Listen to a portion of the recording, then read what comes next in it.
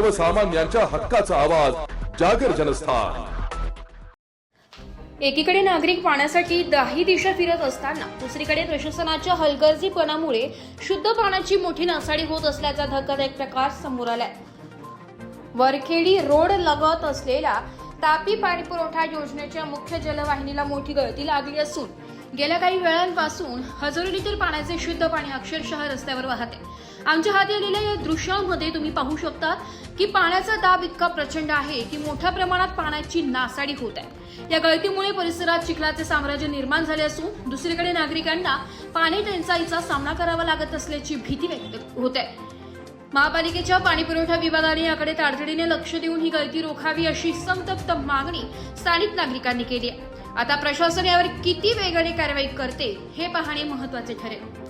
जागर जनस्थानसाठी प्रतिनिधी रूपक पिरारी, धुळे।